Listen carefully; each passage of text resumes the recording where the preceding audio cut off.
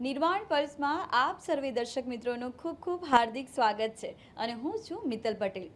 નિર્માણ પલ્સમાં આપણે નીત નવી રસપ્રદ વાતો કરતા હોઈએ છીએ। કોઈ આર્ટિસ્ટની મુલાકાત લેતા હોય છે, કોઈ નેચર પ્રત્યે જેમનો લગાવ હોય તેની વાતો કરતા હોય છે। આજે નિર્માણ પલ્સમાં એવા યુવા વર્ગને આપણે મળવાનું છે કે જેમને ઘણા સમયથી સેવાકીય પ્રવૃત્તિ સાથે જોડાયેલા છે। યુવા મિત્રો ભેગા થયા અને સાથે સાથે આ કોરોનાની મહામારી પણ આવી અને તેમાં પણ તેમને પોતાના જીવના જોખમે લોકોને મદદ કરી છે। એવા અલ્પસાધ્ય વ્યક્તિઓને મદદ કરવું એ આપણો ધર્મ છે। આપણે ક્યાંક માનવતાના ધર્મને ચૂકી રહ્યા છે, પરંતુ ઘણા એવા વર્ગો છે કે જેમને માનવતાને દીપાવી છે। તો ચાલો એવા વર્ગની મુલાકાત લઈએ અને યુવા વર્ગ છે તેમની પાસેથી જાણીએ કે સમાજને કેવી રીતે દીપાવી શકાય છે। આપનું ખૂબ ખૂબ હાર્દિક સ્વાગત છે નિર્માણ પલ્સમાં। સર, આપનું નામ શું છે? मेरा नाम हसन सैयद है और पिछले 7 सालों से हम लोग सेवा किए काम से जुड़े हुए हैं और हम 25 लोगों का हमारा एक ग्रुप है जो हर महीने एक दिन इकट्ठा होते हैं हम लोग और जिससे जो बन पड़ता है वैसी मदद निकालते हैं। और एक ग्रुप में फ़ंड इकट्ठा करने के बाद हम लोग कभी खाना बांटने निकल जाते हैं, हम लोग कभी बच्चों को चप्पल बांटने निकल जाते हैं। ऐसे कई ऐसे काम किए हैं। हालांकि ये हमारी शुरुआत है, 1 ही साल हुआ है हमारा एनजीओ बने हुए, लेकिन हौसला जो है वो ऐसे कई कामों को देखने के बाद हमें मिला है। हम भी देखते हैं लोगों को कि कौन कैसे मदद करता है, उससे हम लोग इंस्पायर हुए हैं। और हमारा मोटो यही है कि अच्छाई के लिए लोग आगे आएँ, अच्छाई करने के लिए लोग आगे आएँ, क्योंकि मेरा ऐसा मानना है कि समाज में बदलाव एकदम से नहीं आएगा, लेकिन निरंतर हमारे प्रयास अगर जारी रहे तो एक दिन ज़रूर आएगा। तो उसी बदलाव को लाने के लिए छोटी छोटी कोशिशें हम लोग करते रहते हैं। जैसे कि हमने कोरोना काल के अंदर भी जब हमने देखा कि लोगों को सैनिटाइजेशन की ज़रूरत है, तो हम सारे लोगों ने मिलके एक सैनिटाइज मशीन 2-4 सैनिटाइज मशीन हमने बसाई। हम पुलिस स्टेशन के अंदर जा रहे हैं, सैनिटाइज़ कर रहे हैं। हम सोसाइटी टू सोसाइटी जा रहे हैं, सैनिटाइज़ कर रहे हैं, ताकि लोगों के दिलो दिमाग से वो जो डर है कोरोना का वो निकल सके। हालांकि कोरोना है, ऐसा नहीं है कि कोरोना नहीं है, लेकिन हमको भी स्टार्टिंग बेस पे हमें भी बड़ा डर लगा। बड़ा हमें अंदर से ऐसा होता था कि यार अब तो बस करें। हम रोज़ 200 इंसानों को हम लोग खाना बांटने के लिए, खाना खिलाने के लिए हम लोग खुद जाते थे फील्ड पर। तो हमें तब ऐसा एहसास होता था कि यार अब बहुत हुआ, अब इसमें और कंटिन्यू करने जैसा नहीं है। उसके बावजूद भी फिर धीमे धीमे रहकर अपनी सेफ्टी को ध्यान में रख के भी हमने वो चीज़ को करना छोड़ा नहीं। निरंतर अभी भी हमारे प्रयास जारी हैं।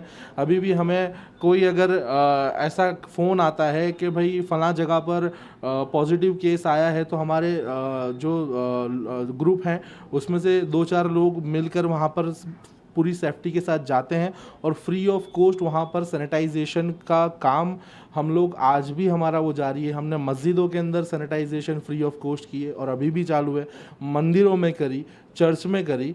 मतलब कि कोरोना जो है सर, कोई बीमारी, कोई धर्म तो देख के आता नहीं है। तो यही चीज़ हमने लोगों के अंदर लोगों को हमने अवेयर करा, लोगों को हमने ये चीज़ का एहसास दिलाया कि आज आपके पड़ोसी को आपकी ज़रूरत है, आपके रिश्तेदार को आपकी ज़रूरत है, आपके समाज को आपकी ज़रूरत है। ये वही तबक्का है जो परेशान था। ये जो दिहाड़ी पर काम करने वाले लोग थे, वो उन्होंने बहुत कष्ट इसमें उठाया है। तो हमने जितना हो सका, हमारा जो एनजीओ है या जो हमारी संस्था है वो अभी स्टार्टअप है हमारा, तो हम किसी से फ़ंड वगैरह नहीं लेते, लेकिन हम जो हमारे पर्टिकुलर, जैसे कि कोई मेरा एक फ्रेंड है वो मेडिकल में उसका बिज़नेस है, मेडिकल का, मेरा कंसल्टेंसी का बिज़नेस है। तो हम लोग हमारे बिज़नेस में से, जैसे कि हम at the end of the day 100 रुपये भी अगर हम लोग एग्जांपल के तौर पे अगर कमा रहे हैं, तो उसमें से हम 25 to 30% सेव करते हैं, ताकि हम एक महीने में एक एक्टिविटी तो एटलीस्ट ऐसी करें जिसमें समाज में एक अच्छा मैसेज जाए, जिसमें समाज में एक लोग भी, हम क्योंकि हम भी ये चीज़ किसी का देखकर सीखे हैं। अच्छी बहुत अच्छा काम करते हो। आपने बताया कि आपने भी किसी का अच्छा काम देखकर आपने शुरुआत की। तो आपको कब ऐसा लगा कि आपको लोगों के साथ जुड़ना है, हेल्प करनी है, अपने पास जो भी है उसको थोड़ा सेव करना है और लोगों की भलाई करनी है? मैं इंसिडेंस आपको बता दूं कि एक दिन मैं मेरे परिवार के साथ हम लोग पिकनिक पर निकले थे। देन मैंने एक परिवार को देखा जो कि रोड किनारे बैठा हुआ था। हालांकि उनकी परिस्थिति ऐसी थी कि वो लोग चाहते तो भीख मांग सकते थे, लेकिन वो परिवार सर भीख मांगने की जगह पर कुछ ना कुछ टॉयज़ या कुछ ऐसा था वो बेच के उनका गुजारा कर रहे थे। तो उनको देख के ऐसा लगा कि इन लोगों की मदद या ऐसे लोगों की मदद या इस तरीके से काम, क्योंकि सर हम मेरा ये मानना है कि ऊपर वाला आपकी नीयत देखता है। अगर आपने किसी की भलाई का बीड़ा उठाया, चाहे फिर आपके पास किसी का सपोर्ट हो या ना हो, लेकिन आपके अंदर अगर ये इच्छा है कि आपको किसी की मदद करनी चाहिए, तो फिर लास्ट में आपकी जेब से अगर वो आप 5 रुपए का पार्ले का बिस्किट भी उसे वो डोनेट करते हैं ना सर, तो वो दिल वाली खुशी जो होती है वो अलग ही होती है।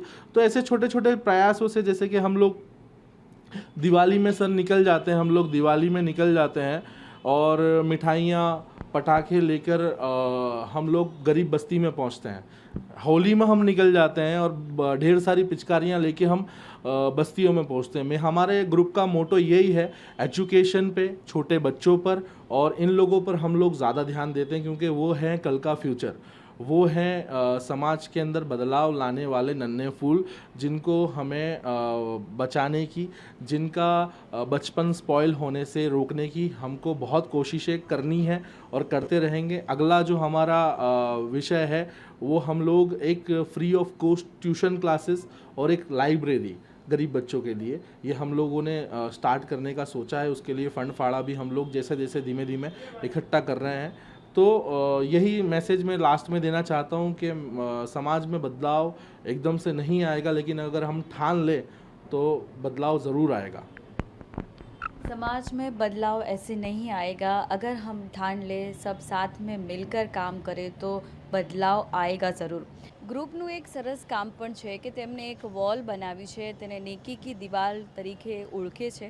જે પણ વ્યક્તિઓને બિનજરૂરી વસ્તુ હોય એ નેકી કી દિવાલ પાસે આવીને મૂકી જાય છે અને જે પણ વ્યક્તિઓને જરૂરી વસ્તુ લાગતી હોય તો ત્યાંથી લઈ જાય છે.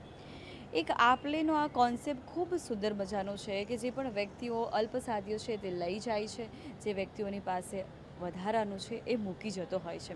આમ તો આપણે આપતા ખૂબ ઓછા હોય છે, પણ મૂકી અને કોઈને લઈ જવું એ ખૂબ સારો કોન્સેપ્ટ છે. તો સૈયદભાઈને જ આપણે પૂછીએ, આ નેકી કી દિવાલનો કોન્સેપ્ટ તમારા મનમાં કેવી રીતે આવ્યો? કોઈ એવો સારો પ્રસંગ બન્યો હતો? ये नेकी की दीवार का हमारे दिलो दिमाग में आइडिया इसके लिए आया, हमने कहीं पर ऐसा देखा। मैं गया था राजकोट, तो वहाँ पर मैंने इस तरीके का प्रयास देखा। मैंने बोला ये चीज़ क्यों ना हमारे यहाँ पर हम इसको शुरू करें। तो किसी का वेस्ट है, किसी के लिए वेस्ट है और किसी के लिए बेस्ट है। किसी के कोई काम आने वाली चीज़ नहीं है, लेकिन अगर यही चीज़ ज़रूरतमंद को दी जाए तो उसके बरसों बरस उसमें निकल जाते हैं। तो लोग हमें उनकी मर्ज़ी से पस्ती, पेपर, अनाज, पुराने खिलौने, कपड़े, जूते, चप्पल वगैरह देकर किसी मासूम के चेहरे पर मुस्कान लाने के लिए छोटा सा प्रयास लोग भी करते हैं। तो ये देखकर बहुत खुशी होती है कि हमारे काम को लोग सराह रहे हैं, हमारे काम को लोग हमारे काम में अपना हाथ हमारे हाथ में उनका हाथ दे रहे हैं और हमें और मजबूत कर रहे हैं कि आप हिम्मत मत हारिए। हम आपको यूँ नहीं कह रहे हैं कि आप सिर्फ कोशिश तो कर सकते हैं ना, आप हम कहने करके आप बिल्कुल 100% स्टार्ट ही करो, लेकिन आप एक कोशिश तो करके देखो। ये हमारा एक छोटा सा प्रयास है। इसी तरीके की नेकी की दीवार हमने लोगों से कहा है आपके चैनल के माध्यम से कि हम आप बताइए कहीं अगर आपके पास कोई पर्टिकुलर प्लेस है, तो ये प्रयास हमारी संस्था के द्वारा आपकी जगह पर भी हम करना चाहते हैं, ताकि और लोग इसका लाभ उठा सकें। ठीक है, कोई का वेस्ट है तो किसी का बेस्ट है, किसी चेहरे की मुस्कान अगर आ रही है, कोई पुराने किसी के खिलौने हैं तो किसी गरीब ने वो पुराने खिलौने के लिए से वो पुराने खिलौने से भी कोई गरीब वंचित है, तो बस एक छोटा सा प्रयास है हमारा, ताकि एक ऐसे तबक्के के चेहरे पे हम मुस्कान ला सकें कि जिसके पास तन पे कपड़ा नहीं, और जिसके पास तन पे कपड़ा नहीं लेकिन ज़रूरत उसकी लोग फुलफ़िल करें। जैसे कि मेरे पास मेरी पूरी तिजोरी भरी हुई है कपड़ों से, लेकिन ऐसे कई कपड़े हैं जो मैं पहनता नहीं, तो क्यों ना वो चीज़ का इस्तेमाल ऐसे लोग करें जिनको सही मायने में जिसको उसकी ज़रूरत है। तो बहुत बहुत धन्यवाद करता हूँ ऐसे लोगों का, बहुत बहुत शुक्रिया अदा करता हूँ, दिल की गहराइयों से शुक्रिया अदा करता हूँ ऐसे लोगों का जो ये मेरे प्रयास में मुझे साथ देते हैं, सहकार देते हैं। और मैं तमाम मेरे मेंबर्स का भी बहुत बहुत धन्यवाद करता हूँ, शुक्रिया करता हूँ, दिल से शुक्रिया अदा करता हूँ कि जो हमेशा मेरे बुलाने पर दौड़े चले आते हैं। ऐसे कई और हम जब प्रयास करने जाते हैं फील्ड पर, अच्छे जो प्रयास हैं जो लोगों को एक वक्त का खाना हम करवा पाएँ, या किसी लोगों को कानूनी प्रश्नों के अंदर हम हेल्प कर सकें, ऐसे कई ऐसे लोग उम्मीद लेकर आते हैं हमारे पास। हम 100% तो नहीं दे पाते, लेकिन हम कोशिश हमेशा करते हैं। और मेरा सभी लोगों से ये निवेदन है पर्सनली, ऐसे यंगस्टर से, कि जो खुद की कमाई का एक 10% भी हिस्सा बचाकर at the end of the month वो अच्छे काम में वो पर्टिकुलर पैसे को लगाएं, ताकि ऐसे कई ज़रूरतमंद हैं जिनकी मदद आप कर सकते हैं। तो ऊपर वाला, फिर से एक बार रिपीट करता हूँ, ऊपर वाला सिर्फ़ और सिर्फ आपकी नीयत देखता है। तो हमारी नीयत सभी धर्मों को और सभी लोगों को साथ में लेकर चलने की, और सबको हमारी तरफ से फ़ायदा पहुँचे, ये होनी चाहिए। तो उसी के तहत हम लोगों को, हम सभी जितने भी लोग हैं सबका धन्यवाद मैं मानता हूँ। और ये चीज़ के अंदर हमेशा साथ सहकार देने के लिए उन लोगों ने कभी मुझे मना नहीं किया। आधी रात को भी मैंने लोगों को पुकारा है तो लोग आज आ गए हैं, क्योंकि हमने जो काम किए हैं उसको लोगों ने देखा भी है और सराहा भी है। और आगे भी ऊपर वाला हमें ऐसी ही हिम्मत दे, ताकि हम ऐसे कई और हमारे प्रयास हैं, जैसे कि ट्यूशन क्लासेस से लेके लाइब्रेरी से लेके कई और ऐसे प्रयास हैं हमारे जो हम करना चाहते हैं, लेकिन आपके साथ और सहकार के बिना वो कभी पॉसिबल नहीं हो सकता। क्योंकि एक लकड़ी को कोई भी तोड़ सकता है, लेकिन हम अगर एकजुट हो जाएंगे, हमको एक प्लेटफॉर्म पे आने की ज़रूरत है, ताकि हम ऐसे प्रयास कर सकें जिसमें निचले तबक्के का भला हो, जिसमें जो लोअर पब्लिक है वो उनको हम और मजबूत करें। धन्यवाद। मेरा नाम अज़हर कुरैशी है और मैं इस ग्रुप से लास्ट 6 साल से जुड़ा हुआ हूँ। और मुझे जहाँ तक याद है कि लास्ट ईयर दिसंबर में हमने बहुत अच्छी एक्टिविटी करी थी। उस वक्त जो है बहुत ठंड थी लास्ट ईयर, और जितने भी फुटपाथ पे लोग सो रहे थे हमने उसको जाके एक एक कंबल उड़ाए थे। और ये हमारी काफ़ी बेस्ट एक्टिविटी थी। और लॉकडाउन, विद इन लॉकडाउन जब लोग परेशान थे अनाज के लिए, खाने के लिए, तो हमारे ग्रुप ने ऐसा किया था कि एक अपने इर्द गिर्द से एक क्या कहते हैं उसको, फ़ंड जमा करके, और हमने राशन लिया। और राशन लेके जो है जितने लोग परेशान थे हम लोगों ने उनको घर घर तक जाके राशन पहुंचाया। हालांकि वो पहुंचाने में हमें बहुत प्रॉब्लम आई, बाहर पुलिस वाले निकलने नहीं देते थे, ठीक है, और लोगों को रोज़मर्रा की ज़रूरत में बहुत तकलीफ़ आ रही थी। मगर ये सब जो है हमारे जो ग्रुप है उसने उस चीज़ को पूरा किया, और ये चीज़ से हमें फ़ख्र है कि हमने ये काम लॉकडाउन, विद इन लॉकडाउन तो ये चीज़ की है हमने। ये चीज़ का तो मुझे फ़ख्र है। લૉકડાઉનનો જે સમય હતો, લૉકડાउन का जो टाइम था बहुत ही डिफ़िकल्ट टाइम था। आपने लोगों को हेल्प करने की कोशिश की, राशन पहुंचाने की कोशिश की, जो जीवन ज़रूरी जो चीज़ें होती है, तो आप कैसे उसको पहुंचाते थे? जैसे कि हम किट बनाते थे राशन लेके, ठीक है। अब उस टाइम पे व्हीकल अलाउड नहीं थे लॉकडाउन में, तो हम क्या करते थे कि पैडल में डाल के, साइकिल पे रख के, हम फिज़िकल थक के मगर लोगों तक मदद पहुंचाते थे। ऐसे बहुत सारे एरिया हैं जहां तक मदद नहीं पहुंची थी लॉकडाउन में, मगर हम वहां पे पहुंचने की पूरी कोशिश कर रहे थे। तो कैसे ग्रुप कैसे काम करता था? आप अलग अलग एरियाज़ में जाते थे तो ग्रुप कैसे काम करता था? जैसे हम डिवाइड हो जाते थे, 4-4 का ग्रुप करना लेते थे। हमारा पूरा टोटल ग्रुप तकरीबन 25 से 27 आदमी का है, तो हम डिवाइड हो जाते थे। 4-4 आदमी का ग्रुप होता था। पेडल पे हम राशन डाल लेते थे, और हम लोगों को लोकेशन दे दी जाती थी कि सर आप जो है यहाँ पे जाइए और यहाँ पे जो है इतने में माल डिस्ट्रीब्यूट कर दीजिए। तो हम वहाँ पे जाके जो है अपना राशन पहुँचा देते थे। कितने एज के लोग आपके ग्रुप में जुड़े हुए हैं? May be not be sure, but 18 से लेके 35 से 38 साल तक के लोग हमारे ग्रुप में ज्वाइंट हैं। तो आप हेल्प करते थे, तो आपको कोरोना का डर, जो वायरस का डर आपको कितना लगता था, और कहीं कहीं इफ़ेक्ट हुई या नहीं हुई? अब बताएं मैडम, ऐसा है कि कोरोना का डर तो किसको नहीं है, किसकी फैमिली नहीं है, मगर देखने जाओ तो इम्यूनिटी जो है वो सबसे बड़ी, मतलब ह्यूमंस जो है वो सबसे बड़ी हमारी फैमिली हाल फिलहाल देखने जाओ तो, ठीक है।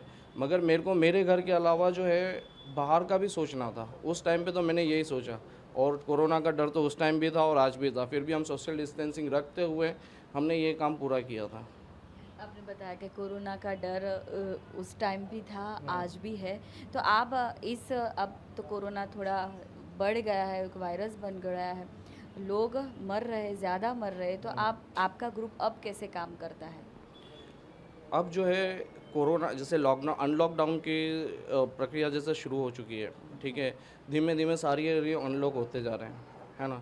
तो हम क्या करते हैं कि पर्टिकुलर एक एरिया में नहीं, हम वापस से डिवाइड होके और अपने अपने तरीके से जैसे सैनिटाइज करना, ठीक है, मास्क डिस्ट्रीब्यूट करना, लोगों को जागरूक करना कि सर देखिए कोरोना ख़त्म नहीं हुआ है, सिर्फ अनलॉक की प्रक्रिया हुई है, ठीक है। लोग कोरोना तो वहीं अभी भी खड़ा ही है, ठीक है। हाँ, बस लोगों को सिर्फ समझाते हैं कि भाई देखो सोशल डिस्टेंसिंग कायम रखो, ठीक है, मास्क पहनते रहो, और हमसे जितना भी होता है उतना जो है उन लोगों का हेल्प करते रहते हैं। આવી જ રીતે ગ્રુપમાં ઘણા બધા મિત્રો જોડાયેલા છે, એકબીજાને મદદરૂપ થઈ રહ્યા છે. સાથે સાથે આ જે કોરોનાની મહામારી હતી તેમાં લોકો સુધી અનાજની કીટો પહોંચાડવાનો તેમનો ખૂબ પ્રયત્ન હતો, અને ઘણા બધા લોકો જે છે, અલ્પસાધ્ય વ્યક્તિઓ છે, તેમના સુધી તેમને પહોંચવાનો પૂરો પ્રયત્ન કર્યો છે.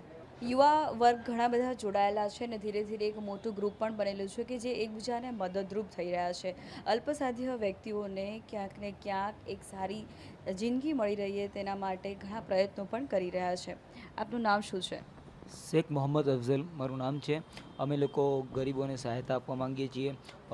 અમે લોકો પહેલાં ગરીબોને સહાયતા આપવા માટે ઘણી બધી કાર્ય કરી ચૂક્યા છે.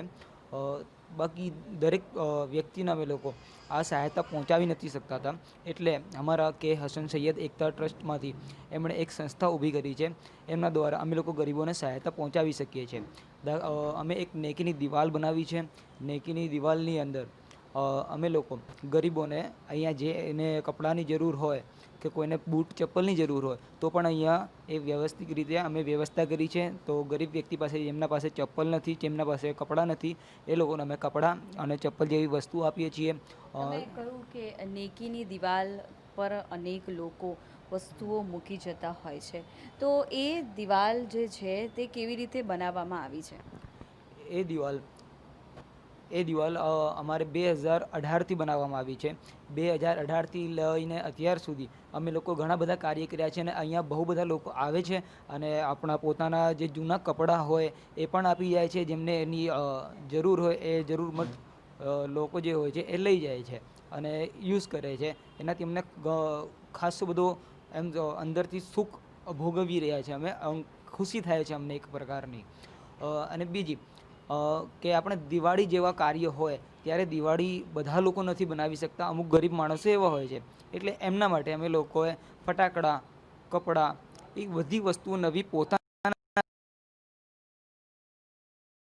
આપીને ગરીબો સુધી સહાયતા પહોંચાડીએ છીએ. એમના ઉત્સવ બનાવીએ છીએ અને એ લોકોને અમે અમારી સાથે જોડાય, આગળ જઈને પડે ઘણે, અને એમ લોકોને અમે લોકો નોટો ચોપડીઓ પણ આપીએ છીએ જેનાથી એ લોકો સારું ભણતર પામી શકે અને આગળ વધી શકે, અને એનાથી અમારી સાથે જોડાય અને અમારી સંસ્થામાં પણ કામ કરી શકે, અને એમના જેવા જેટલા ગરીબમાંથી આગળ વધ્યા છે કે જે બેરોજગારમાંથી રોજગાર થયા છે એમને એ લોકો આગળ વધી શકે અને ભણી શકે અને બીજાને પણ સહાયતા પૂરી પાડી શકે. યુવા વર્ગના મિત્રો જે કામ કરી રહ્યા છે તેમાં બહેનો પણ જોડાયેલી છે, તેમની પાસેથી પણ આપણે જાણીએ કે કયા પ્રકારની મદદ તેઓ કરે છે. આપનું નામ શું છે? મારું નામ જાગૃતિ ગજ્જર છે. હું 1 વર્ષથી આ સંસ્થામાં જોડાયેલી છું અને આ કોરોનાની જે મારામારી હતી તેની અંદર અમને લોકોની હેલ્પ કરીને મદદરૂપ થઈને બહુ સારું લાગી રહ્યું છે. અને અમે લોકો જે આ ચલાવી રહ્યા છે સેવા સંગઠન, એની અંદર દરેક મહિલાઓ આવી રહી છે તેની અમે લોકો મદદ કરી રહ્યા છીએ. વિધવા બહેનો હોય તેની સહાય કરીએ છીએ, નાના બાળકો હોય તેની સહાય કરીએ છીએ. એ લોકોને રમકડા છે કે સ્કૂલની ફીઓ છે કે કોઈ બી વસ્તુમાં અમે મદદરૂપ બની શકીએ છીએ એમને, અને આ બધી વસ્તુ કરીને અમને બહુ સારું લાગે છે. તમે કહ્યું કે બહેનો છે, બાળકો છે, કે જ્યારે તમે મદદ કરવા પહોંચતા હોવ છો તો કેવા પ્રકારની તેમની પરિસ્થિતિ હોય છે? એમની પરિસ્થિતિ જોવા જઈએ તો અમુક ઘર અમે એવા બી જોયા કે સાંજ પડે એ લોકોને જમવાનું પણ નથી મળતું. તો અમને જેવી રીતે અહીંયા આગળ મળે છે ટ્રસ્ટની અંદર, એવી રીતે અમે પણ એ લોકોને જઈને દાન કરીએ છીએ, જમવાનું આપીએ છીએ, બાળકોને ખુશ રાખવાની કોશિશ કરીએ છીએ. છોકરાઓ જુએ તો બહુ ખુશ થઈ જાય છે, અને અમુકની પરિસ્થિતિ એવી હોય છે કે જે જમવાના લાયક પણ આમ નથી હોતા સાંજ સુધીમાં. તો અમે લોકો ત્યાં આગળ જઈને આ વસ્તુમાં અમે લોકો એમને કહીએ છીએ કે ભાઈ તમે જેટલી અમારાથી હેલ્પ થશે એટલી કરશો. અને નંબર આપીને આવીએ છીએ અમારા સંસ્થાનો કે ભાઈ તમને કાંઈ પણ કામ હોય તો અમારી સંસ્થાને કહેજો, અમારાથી બનશે એવી રીતે અમે તમારી સેવા કરશું. આવી પરિસ્થિતિ છે, તમે કહ્યું કે કોરોનાની મહામારી છે, ત્યારે લોકો એકબીજા સાથે સોશિયલ ડિસ્ટન્સની પણ આપણે વાત કરીએ, પણ એકબીજા સાથે બોલવાનું પણ મુનાસિફ નહોતા માનતા. એકબીજાને મદદ કરવાની જે વાત છે, તમારું જે યુવા ગ્રુપ છે એકબીજાને મદદ કરે છે, તો આ સમય દરમિયાન કયા પ્રકારની તમે મદદ કરી અને કેવું લાગ્યું તમને કે આ સમય દરમિયાન તમે કોઈને હેલ્પ કરી? આ સમય દરમિયાન અમે મારા જે ઓફિસના દરેક માણસો છે જે ટ્રસ્ટના સેનિટાઈઝરના મશીન વસાવ્યા છે, દરેક જગ્યાએ સેનિટાઈઝર ફ્રી કરેલું છે. અને બીજી વસ્તુ કે અમે લોકોને મદદ કરીને બહુ સારું લાગે છે. લોકો અમને અમુક ટાઈમે તો એવું બી કહેતા હતા કે દૂર રહેજો, આવું ના કરશો, પેલું ના કરશો, પણ છતાં બી અમે જઈને મદદ કરતા હતા. અમારું અમુક ટાઈમે અપમાન બી થયેલું છે એવું કે દૂર રહો, આમ કરો, તેવું કરો, કોરોનાના હિસાબે અહીંયા આગળ નહીં રહેશો, ડિસ્ટન્સ રાખો. છતાં બી આ બધું વસ્તુ અમે સાઈડમાં મૂકી, અમારો જીવ જોખમમાં મૂકીને બસ લોકોની હેલ્પ જ કરી છે, અને હજી પણ આગળ અમે લોકોની હેલ્પ કરતા આવશું.